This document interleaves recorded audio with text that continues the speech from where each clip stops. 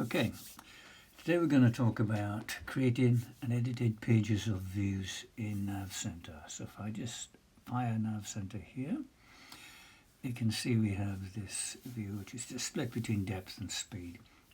Normally navCenter is installed with up to 10 example pages, but here what we've done is if I stroke up from the bottom here, so halfway, say a third up from the bottom, I stroke up, I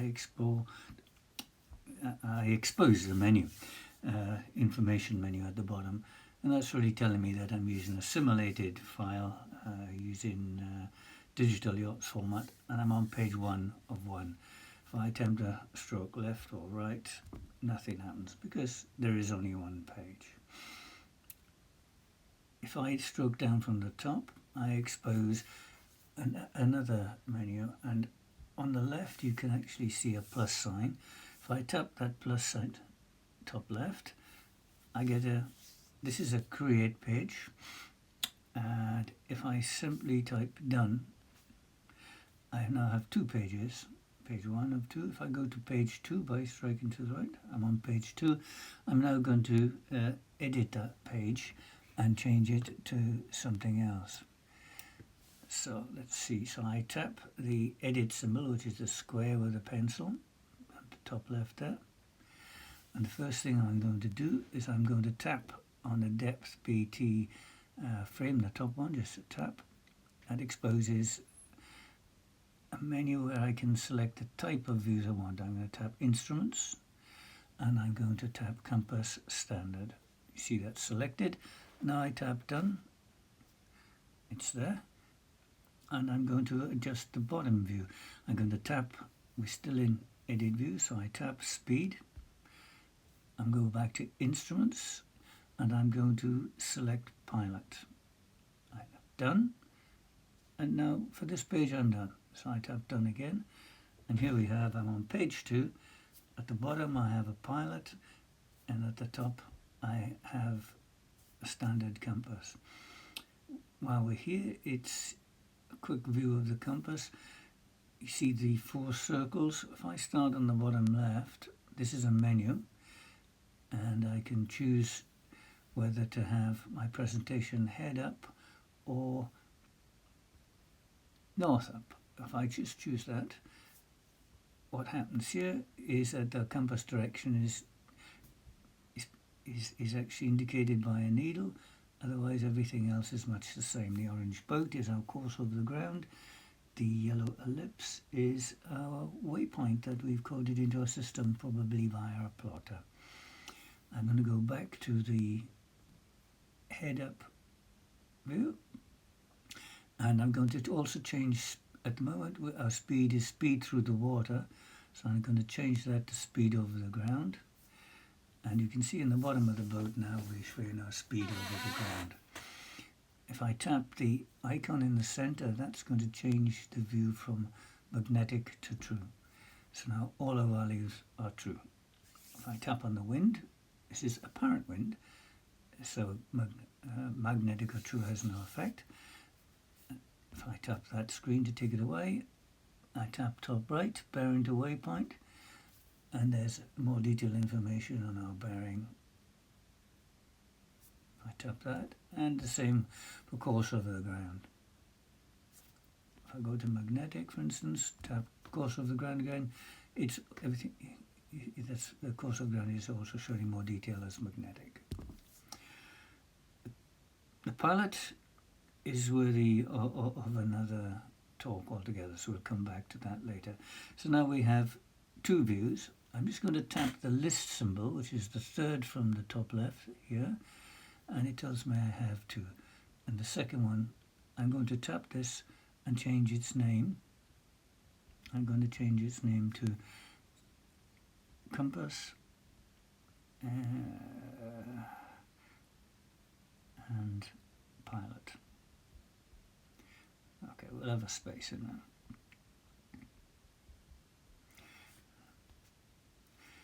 There's no need to do this. It sometimes makes things clearer when you're working with a number of pages. Okay, so page 2. So now we're going to create another page, and I think what we'll do is something completely different. So I expose the top menu by paging down. I tap the plus sign, and now I'm going to, in the bottom half of the screen, I'm going to tap remove a row. Now this page is given to display in only one view. If I tap that view, I go to Instruments, I'm going to select AIS. Tap done, I tap done again. We're still on page 2, but now page 3 has got AIS. And that again is a page that needs a video of its own.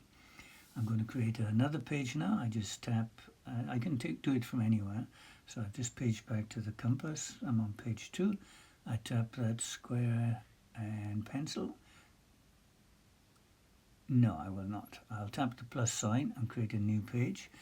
And what I'm going to create here is I'm going to create a page dedicated to apparent wind. So we're in already here.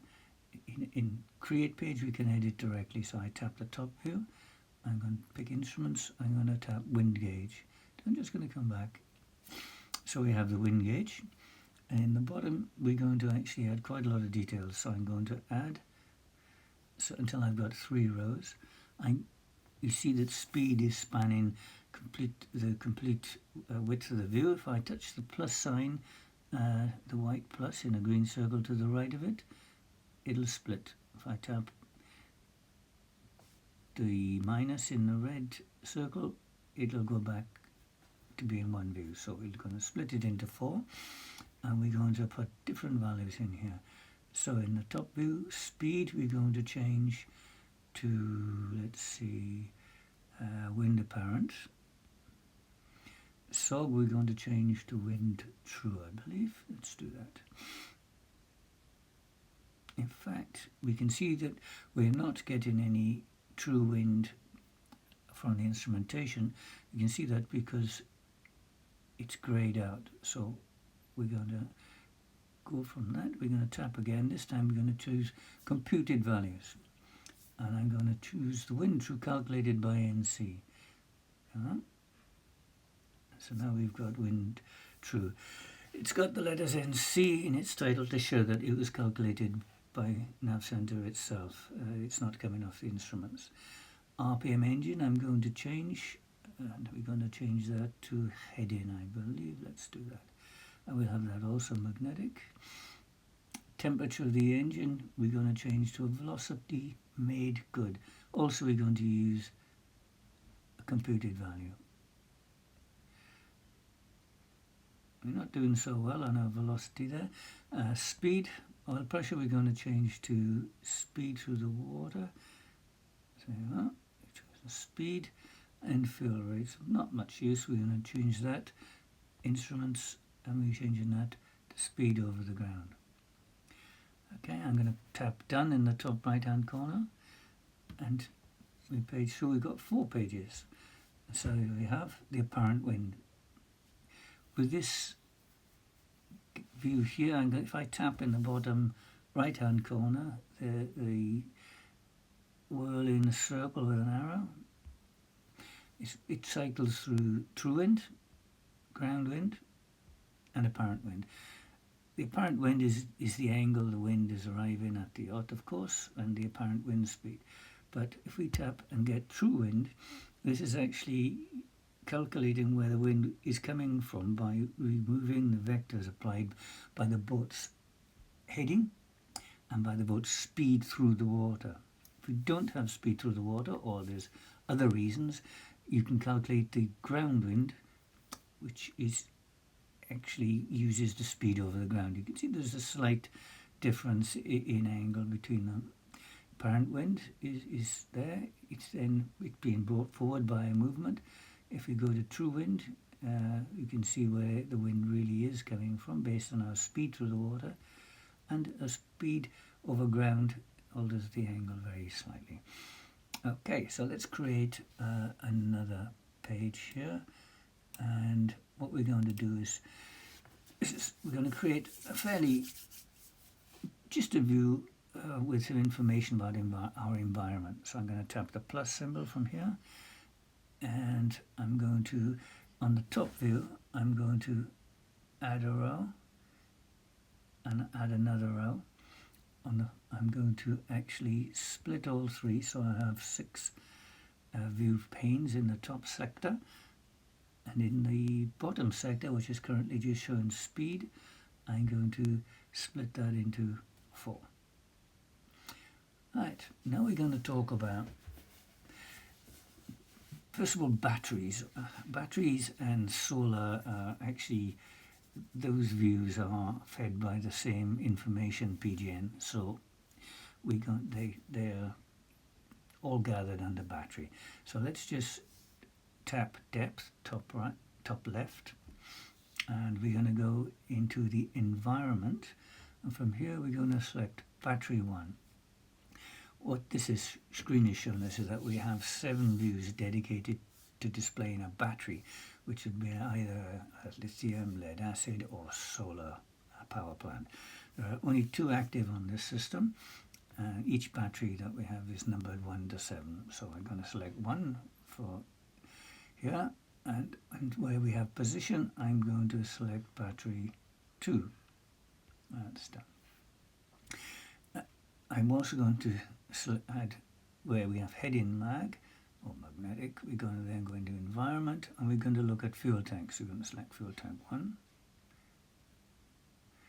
actually, and we're going to select from cog true. We're going to change that to also fuel tank 1. You'll see why in a minute, because I made a mistake. Just for feng shui, I'm going to change reserve this fuel tank here in the environment to fuel tank 2.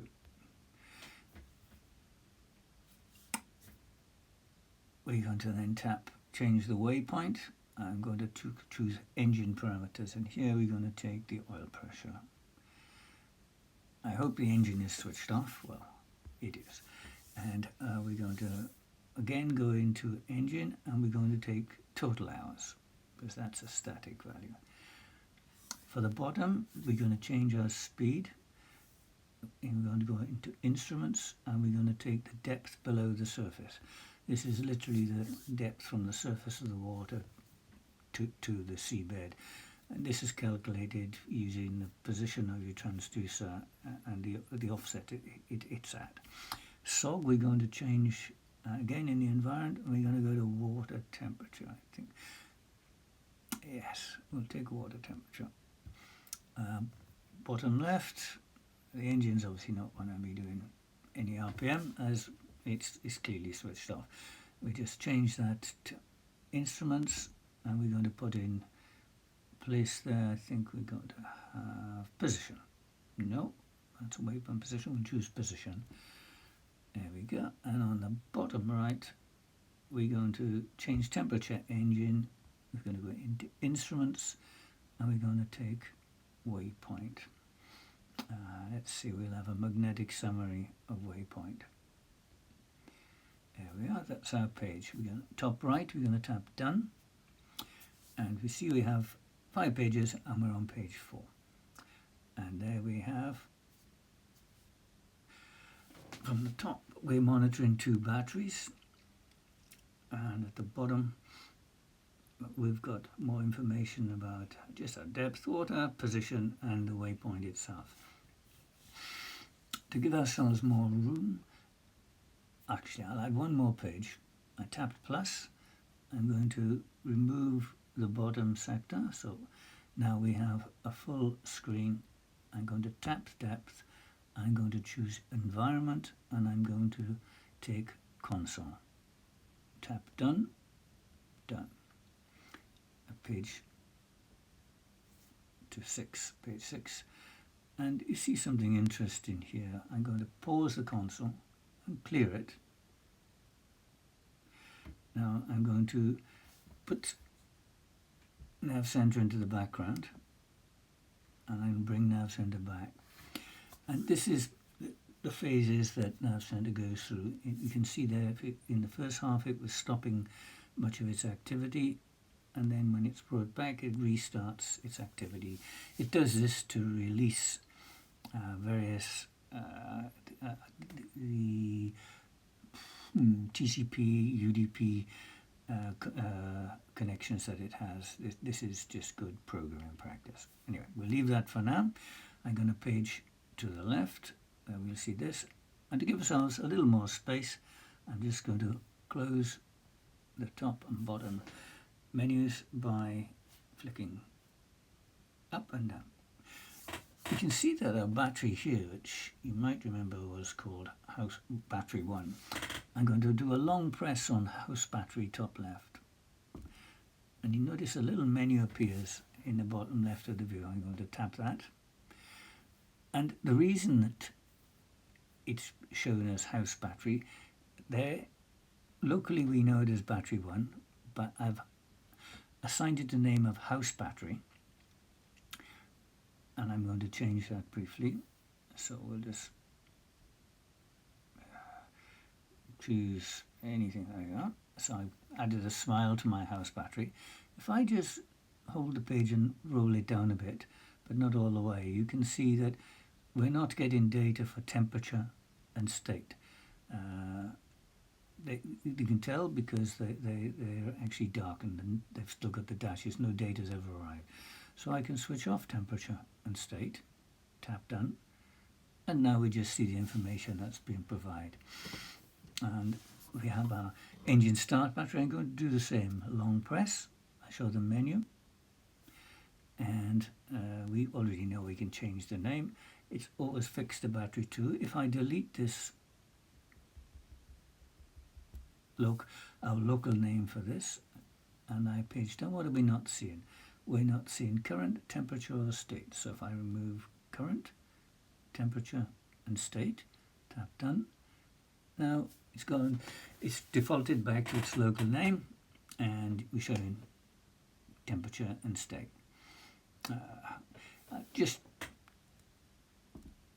tapped on the main fuel tank, and again this only has 2 values, so you always display them, and you have the opportunity to change the name or the instance. And what the instance relates to is, if you're not familiar with this, it's a fairly large subject, but you may have 6 fuel tanks or 2 or just 1. But to distinguish between your fuel tanks, they're assigned an instance number.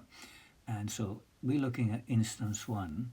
And if I change that instance to, say, attempt to change it to 0, tap done, it will let me look.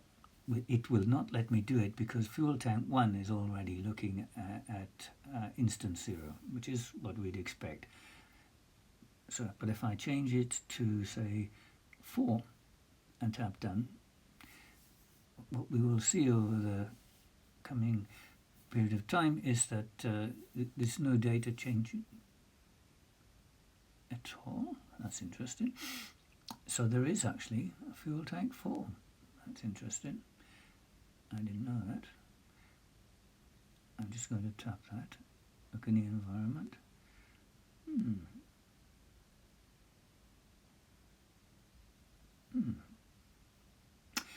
There are only 3. We only allow 3, but there is something on instance 4.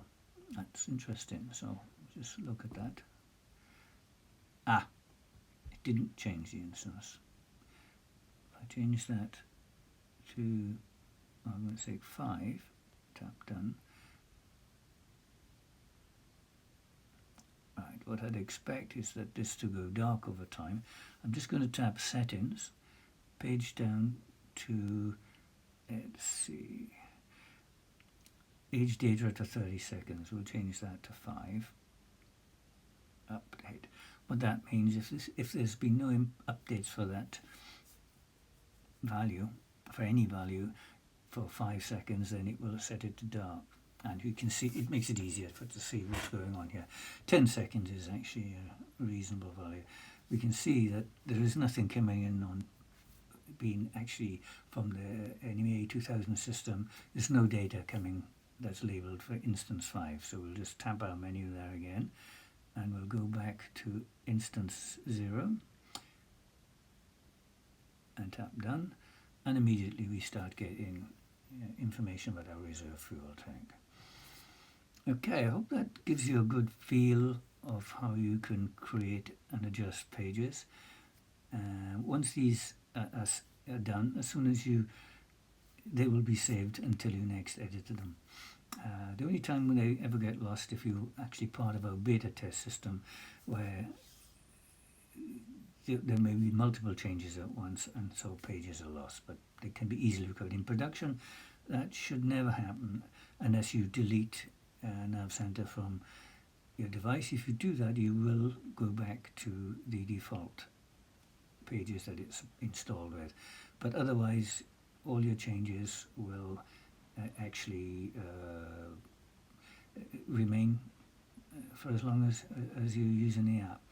Just to show you something else, I'm going to stroke down from the bottom, and I'm just going to press edit, and I'm going to remove this data. Right. So now I've only got these three at the bottom. There's no data in the bottom sector. I tap done, and our page has actually been changed. We're still on page 5, and it just looks like that. If I edit it again and just add in the rows, you'll see that even though you hide data or mark it for not display, it remembers exactly what was there, and it will continue to do that. So if I remove that row, put that, and that's back to the way it was. And it's similar for something like, let's see if I think we got the idea. So here we go. We go back to our AIS, and we'll cover that in more detail at another time. Thank you very much. I'm just going to close this video.